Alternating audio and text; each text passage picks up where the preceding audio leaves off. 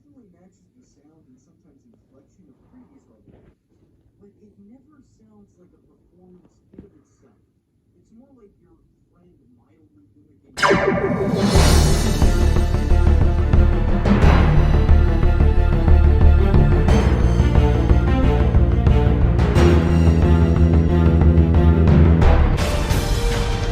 Just hold on.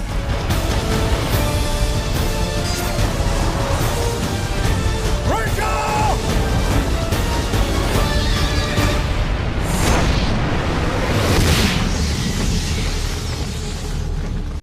Yours truly, Brevin Thompson, is back to continue my series of Batman reviews leading up to the Batman, which is coming out in a couple weeks. I really cannot wait to see how that turns out. Since I've already covered the Tim Burton and Schumacher films, we have finally reached the Dark Knight trilogy, starting off with Batman Begins. I remember first seeing this back in 2005 in theaters when I was 7 years old with my mom, who was pregnant with my sister at the time. At the time, I was mostly familiar with like the Burton and the Schumacher films when I was a kid. So going into that film back in 2005, at that young age, I was like, this was completely different compared to the other Batman films because Nolan got the Batman character so fucking right that not only did he change the character of Batman on film, but he also changed the film industry because a lot of films all of a sudden had to be dark and gritty. And you could say that could be a good or a bad thing. And in some cases it was good, and sometimes it was bad. And yeah, that's a whole completely different story.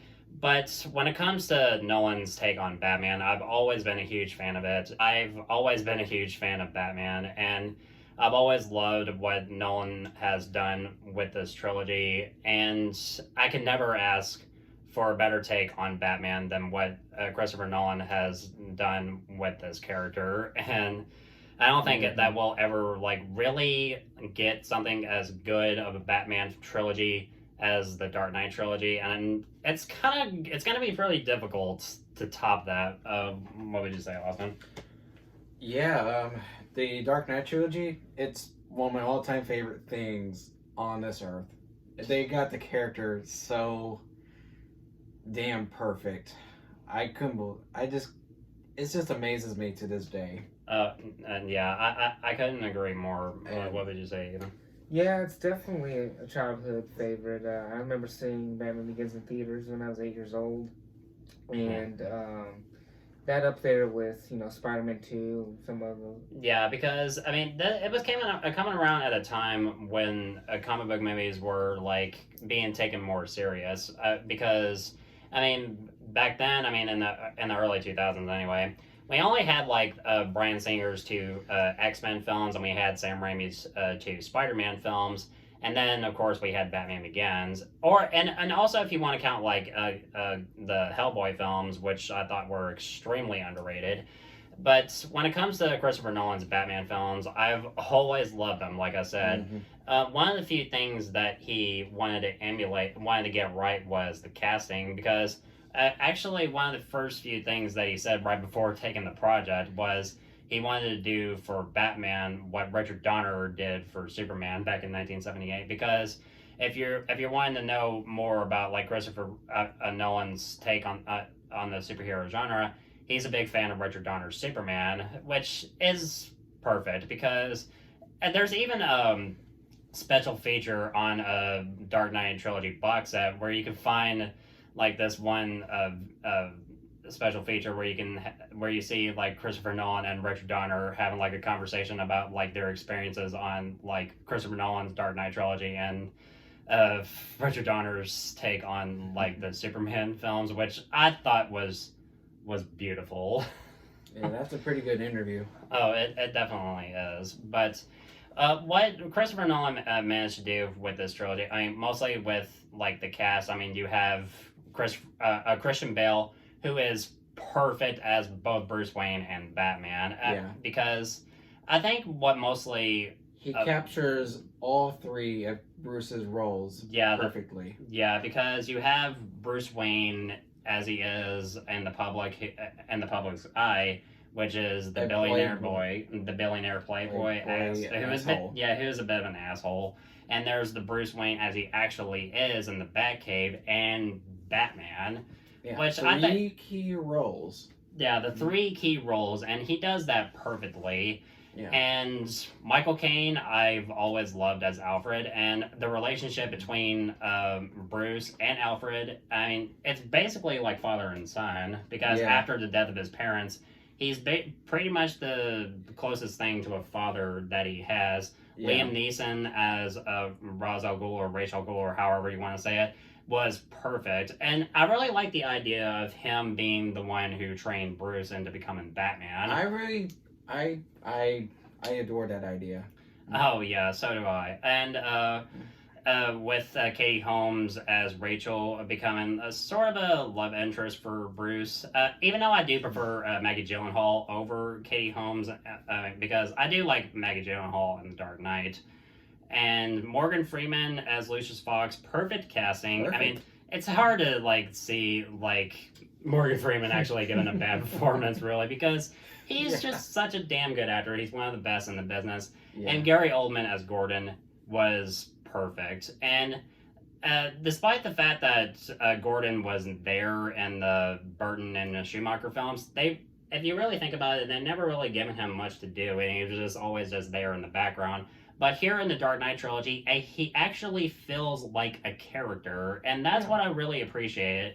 And they give him and Batman a good working relationship, because you have Gordon, who is a cop just trying to do the right thing for his city, and you have him working with Batman, who is a vigilante operating outside the law.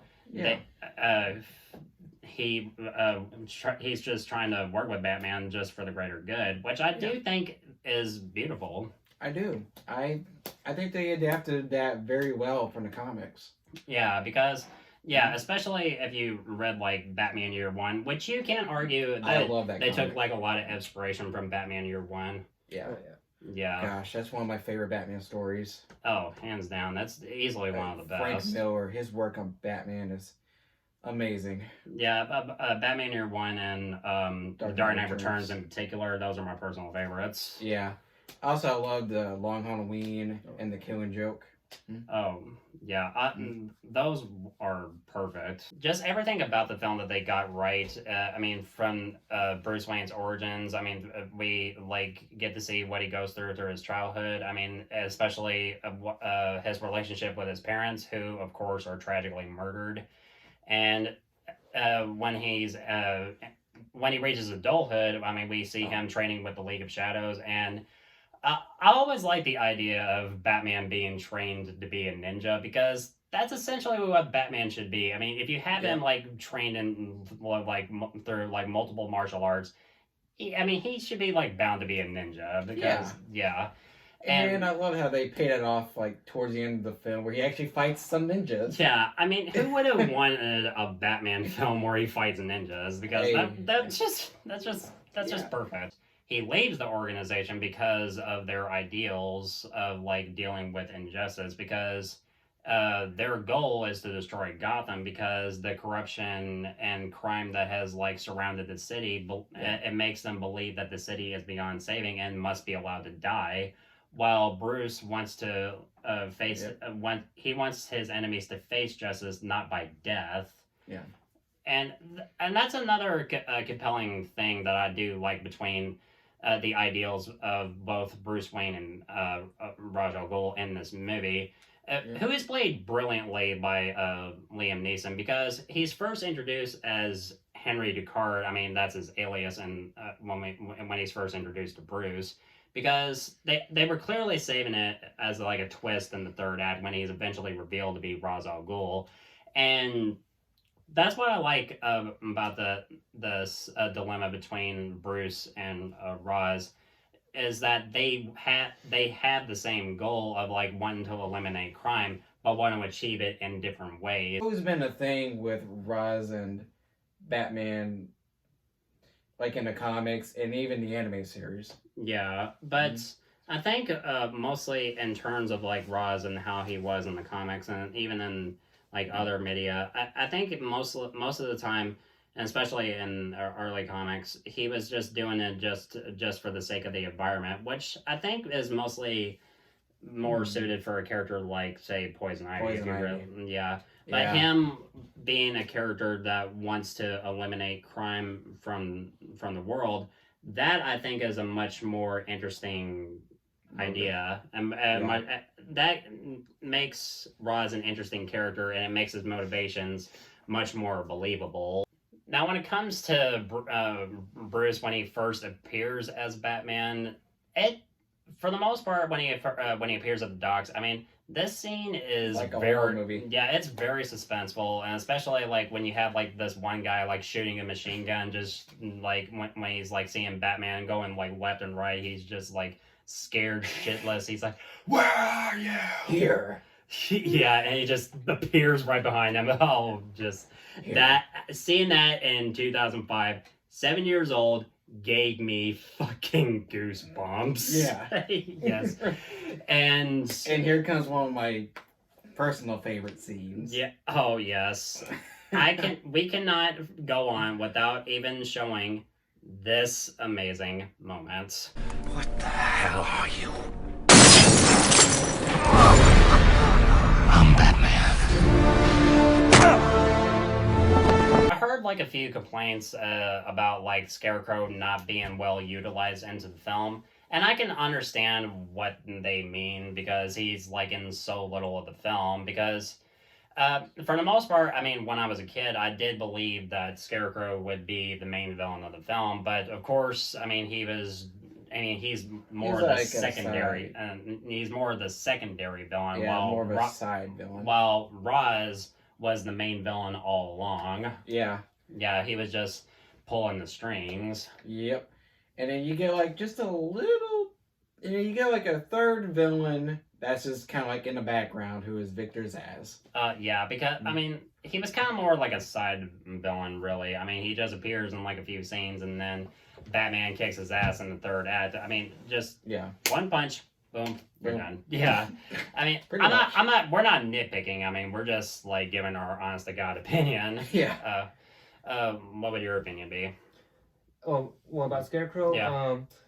I think even though they didn't utilize him as much as we wanted, I felt like what we got, because the bigger picture is, you know, they were using his fear as a weapon. That was the the fear fear toxin. Yeah. So I think that was the big theme of the villain's motivation, Ra's al Ghul. So Scarecrow kind of tied in nicely with that, I think. And, so even though I do feel like, you know, maybe we could have got a couple more scenes, what we got, I think definitely, it still was satisfying to see. I did think so too.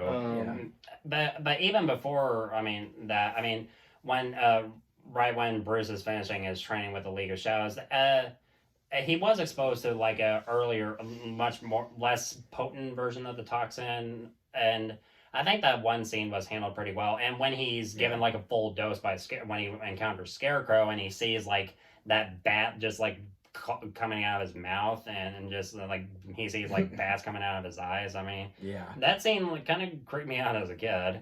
And I do think that Cillian Murphy gave somewhat of a good performance as Jonathan Crane and Scarecrow. Oh my gosh, when Batman gave him a taste of his own medicine, he was so petrified. Yeah, because when he sees Batman, through his fear toxin as like this creature, he sees like this black stuff coming out of his mouth and eyes. It's really creepy. Yeah, he's like, Dr. Crane's not here anymore. Yeah, you like to make an appointment. Yeah, he's just absolutely terrified. I remember seeing that as a kid, and I was like, okay, this is a little creepy. Again, 7 years old.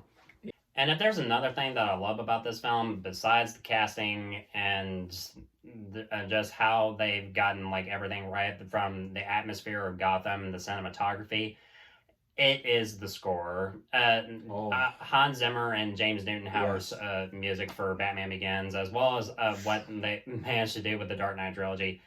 I fucking love it. It's my all-time favorite Batman score. And you mentioned like when we were watching when we were watching this film in preparation for this review, that you were kind of like half and half between like Danny Elfman and Hans Zimmer's music. Yeah, I mean, I always felt like when it comes to Batman, they always knew how to pick a good score for the character. Oh yeah. And this really took it to new heights, especially. Oh yeah. Yeah.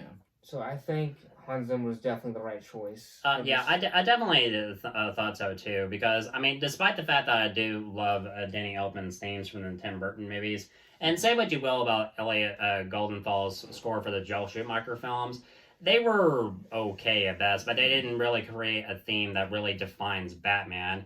But Hans Zimmer's music I've always loved. I even love Molasses, which is my personal favorite track in the score. Yeah.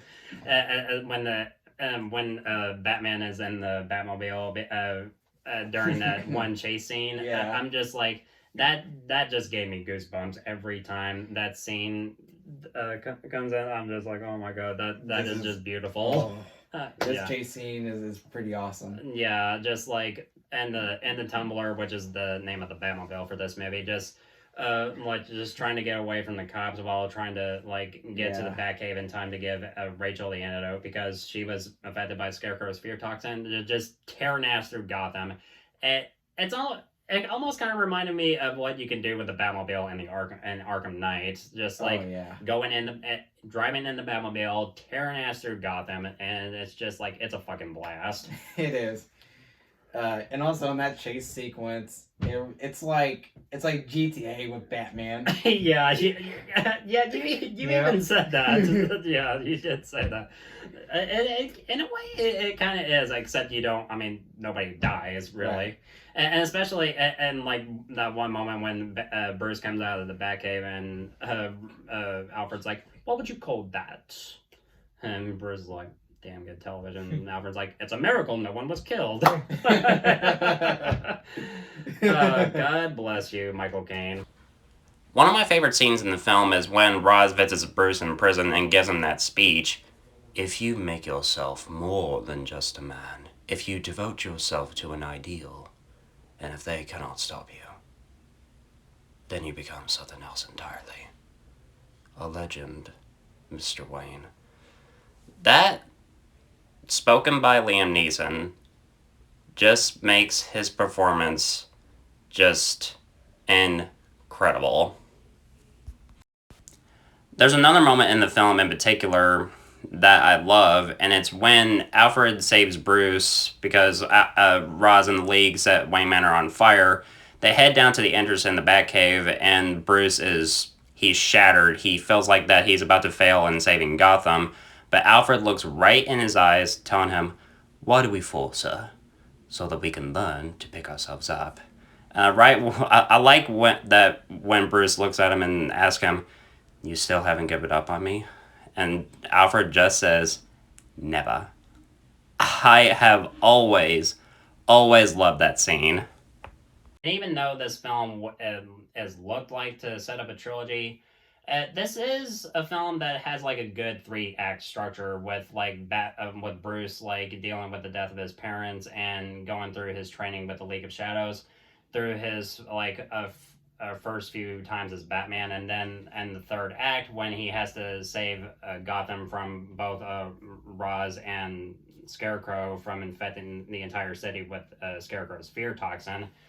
For the most part, it does work pretty well, and if this was just like a solo Batman film, I'd say that Christopher Nolan like completely nailed it, because at the time he didn't even know that he was going to make a sequel or not. Yeah, but how the film ends with Batman on the rooftop with Gordon, and Gordon gives him the card, and then he flips it over, and then it's a Joker card.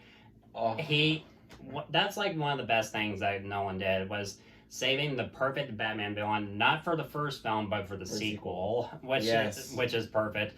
And when it comes to The Dark Knight, that's a whole different story, and that is one of my all-time favorite films. Yeah. And when it comes to Batman Begins, it's one of the best comic book films ever made, and it's a perfect start for a perfect trilogy, and I could not ask for anything better than this. Yes. What would you think overall? Oh, I think this was a fantastic start to what's essentially a perfect trilogy. Yeah. It's like the most perfect superhero trilogy out there. Oh, it definitely is. Yeah. These are some of my all-time favorite. These are some of my all-time favorite films. These are some of my all-time favorite comic book films. Like all three of these would be like in my top 5 favorite comic book films of all time. Yeah, I would definitely agree all with you three on of that. these. Yeah, because when it comes to the Dark Knight trilogy as a whole, it is a solid trilogy without a doubt. Yeah. Ethan? Yeah, you definitely feel by the end of this movie, it definitely sets something up, and it definitely, I mean, just from watching it again, it definitely gives you that sense that something great's to come. You know? Yeah. I mean, It set up so much greatness. It definitely does, and especially when it comes to the sequels. I mean, it delivers like a good like 3-act story because I mean, Batman Begins is a good first act for the trilogy, Yes. and what else can I say? But thank you, Christopher Nolan, for your genius. Yeah. Thank you for getting the Batman character so fucking right. A fucking men to that. Yeah. And I'm not gonna lie about how I feel. This is a flawless film, and you probably know what that means. Batman Begins, of course, deserves an A+.